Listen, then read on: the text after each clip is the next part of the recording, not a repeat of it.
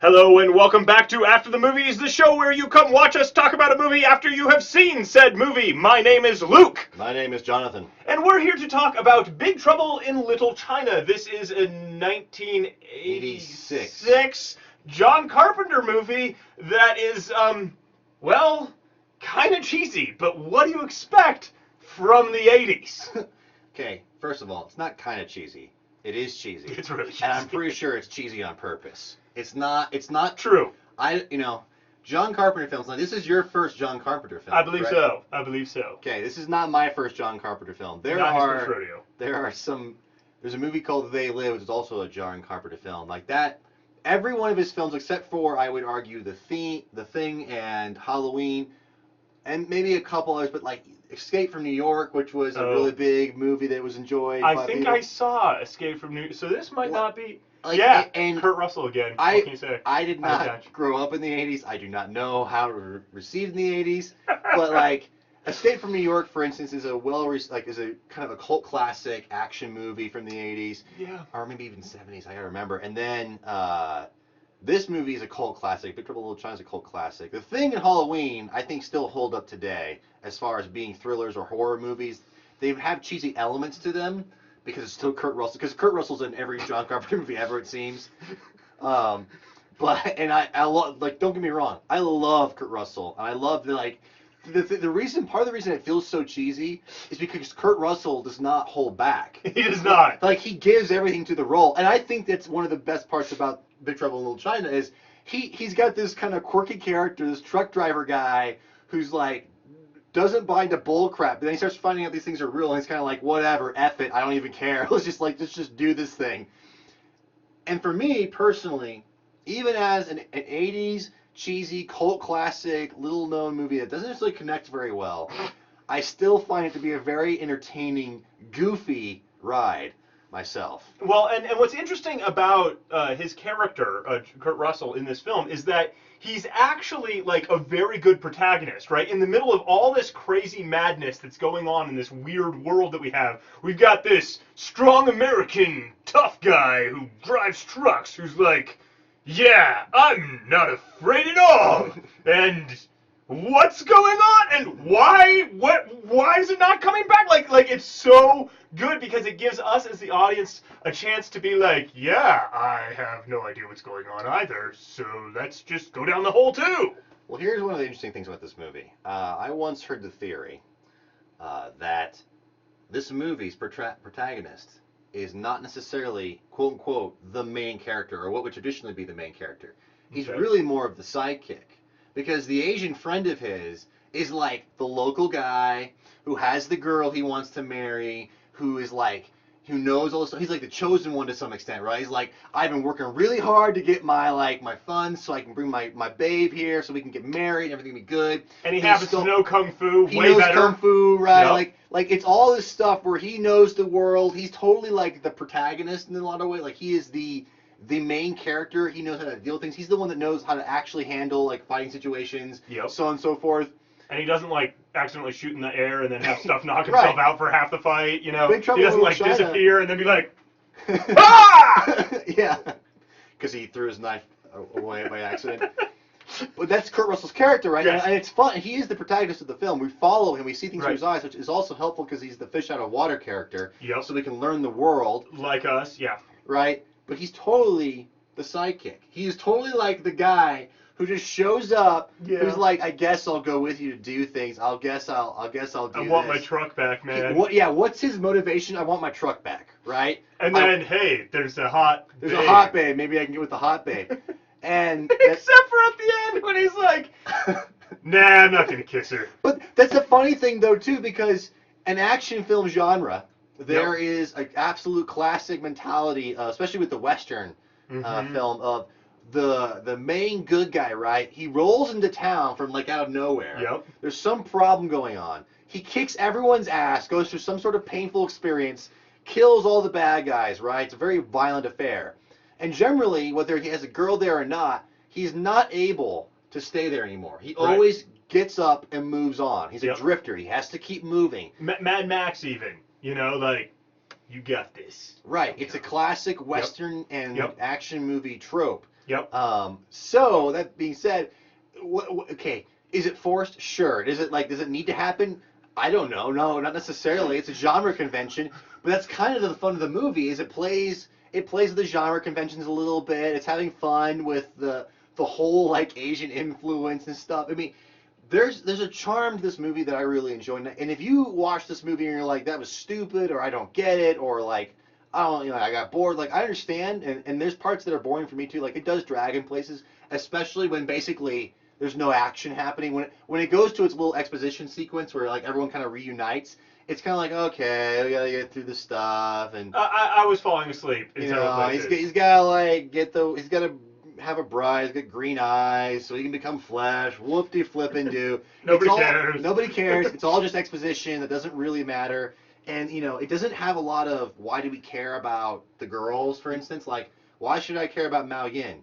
She's a babe who has green eyes and super rare, and it's that one guy who I kind of like who's in love with her, right? Right. There's some basic ideas for connection, but it doesn't build character. I don't think it's trying to. Like, I don't think that's the goal of this movie, right? It's not trying to do that, so it has to get some of its exposition across. It's got to have some basic character motivations going on so that there's even a reason for anything to be happening you can follow, but it's not really about that. Like, it's just not. Yeah, and speaking of forced, like, the amount of times that the exposition is just like, well, I'm gonna go to this place. What? The place where it's really bad and stuff is awful? Yeah. You can't do that! It's like, oh yeah, okay, so you just told me what's going on there. Like so many times throughout this movie, it's just like, well, the audience doesn't know, so let me tell you about what's going on, which, I don't mean to call 80s audiences stupid. If you were a teenager or adult in the 80s, and you went and checked, like, movies out, you went and saw action movies, here's the thing. There are better action movies. There are better movies overall, absolutely, in the 80s. Absolutely, okay? But the conventions and the way things happened were the same then as they are. Like, this stuff still happens. Now, it has to be more modernized. It has to be more clever for us to let it go by, but it still happens. And sometimes we catch it and we nail it for it.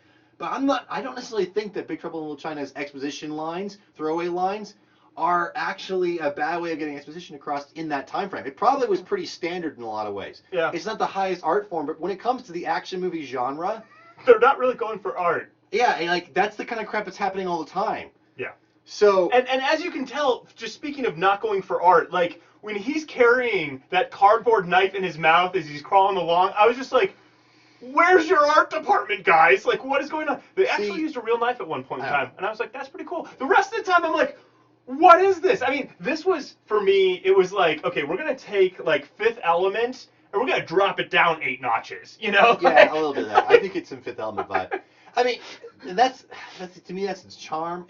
And it's not, there's an art form to it, but it's a lot more about genre conventions and a lot of different things rather than, like, it's thank God it's no Revenant. It's no like high art movie where it's trying so hard to be art that everything is beautiful to the extreme that, like, I don't even care about anything. Like, so beautiful that it loses its beauty, like it loses any sort of connection or theme. This movie is on the opposite end of the spectrum where it's not trying to do that to such an extreme that it loses some of its connection and themes, and so then it's like, I don't really care. Yeah, human connection, whatever. Yeah. But it's got a goofy entertainment value to it that I really, a charm to it that I really enjoy. And The Revenant's got some value to it as well. But they're very different approaches, right? Like, they're kind of these opposite ends of the extremes. Mm-hmm. And that's the other thing. Like, The Revenant is praised as this high art film, Oscar contender for Best Picture by various people's thoughts. I mean, like, it's up there for a lot of people. And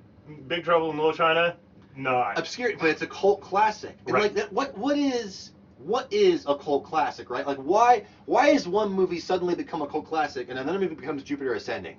Like, right. Like, why that? Like, why? Because although Jupiter Ascending may become a cult classic because it's that bad. But that's the thing. Big Trouble in Little China is not a cult classic because it's so bad. It's because of a charm, because of one-liners. It's kind of it's just kind of this odd experience that people enjoy.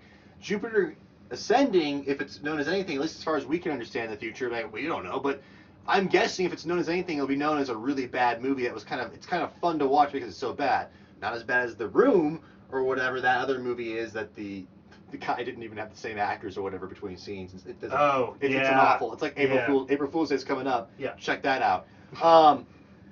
But why is one movie a cult classic and one's not, right? Like, what's that distinction? And I really do believe that this movie, like, even Skylar said when we were watching, he's like, hey, this feels like it might have been a cult classic for somebody. Like, there's a certain vibe to it. You're like, Yeah. it's good enough that I could see where people would enjoy this. Like, it wouldn't be for everybody, but there's a group of people, a niche audience that really enjoys this kind of thing.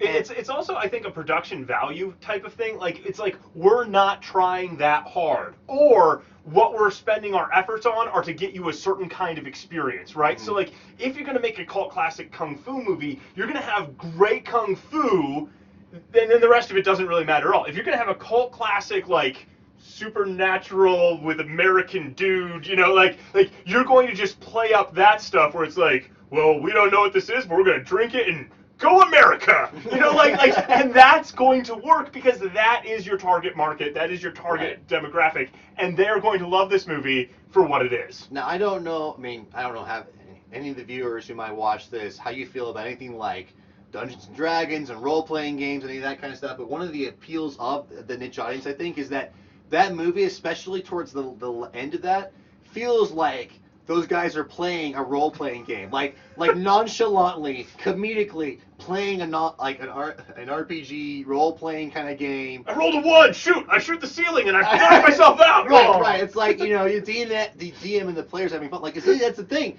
Role-playing games sometimes can be very a ton of fun because of that random stuff. And it's like someone took that idea and that kind of humor and just kind of made it quintessential to this movie. Like, it's hollow. Yeah, F it. Let's just cut this thing and see what happens. And while you would have other role-playing guys who would take it really seriously and be like, no, you gotta check to make sure there's no traps, and I roll to see this. It's characters. It's got a charm. It's kind of funny. It's kind of fun. It's got some throwaway lines. It's got some one-liners. It's an odd experience you can't get anywhere else. It's the world that basically inspired Mortal Kombat video games. Like, it pretty much is the same thing. You're like, oh, I've seen that character before in a video game. Yeah. It's just kind of, it's fascinating. The movie, I think, is always worth at least someone checking out for the first time, even if it's boring, you don't really like it, because there's a certain level of, if you're in geek culture, some references. Like, even Chuck has an episode that references Big Trouble in Little China. If you love Chuck and you like all the geek references in that, which I absolutely love Chuck for multiple reasons, there's even an episode that references Big Trouble in Little China multiple times, right? Even has the same actor, I believe, who plays like Lo Pan in this movie, right? Like, there's all these little things here and there, and it is kind of in a way quintessential John Carpenter in the vibe, like the production value, right? It's just not about how flashy everything looks, although he apparently got a budget for visual effects and had fun, right? Like, and Seriously. visual effects from the 80s where you're definitely, lightning. I'm riding the lightning elevator, It plays fun with, it does have some problems. Like, it's a kung fu movie in a lot of ways, and they've got some guys who are doing some cool things. Like, they're doing some high kicks, they're doing some cool things, but the way it's shot is not, and the way it's edited, and it's bad. It's that kind of thing where, you should be in a wide shot to see what's happening, because that's what kung fu movies do. They say, we have really good kung fu guys, and so we go into a wide shot and we just watch them fight each other. It's really cool. Whereas this movie has a little bit of that, but it's really medium shots and really close-ups and kind of going back and forth between. You never really watch anything in a series. Yeah, you got a lot of that going on. Again, I keep on, I'm overusing this word for this movie, but to me it has an unmistakable charm, which is why I think it's a cult classic, and it kind of has it's endearing to me in some regards. Not the kind of movie I recommend for everybody, and not the movie I'm like, this is just a real, just like, piece of art and just gonna hit you where you live. Like, it's not thematically got real heft. It doesn't have the story that really makes you connect with characters hugely. It's just kind of like, what if you took this totally random kind of American Joe character? Like, that's the other thing. It's an American Joe to the nth extreme. It's not even like we're trying to make him average so he's identifiable. It's like, no, he's identifiable because he is kind of random. He's just like, he's about what he's about. He thinks what he thinks. He's a totally random American Joe. He's a truck driver, just does whatever he wants to do. That's, again, to me, part of the charm. It's like, it's just, where else do you get a character who does that and in some way it works. In some way, you're laughing with what he's saying. In some way, you're kind of with it.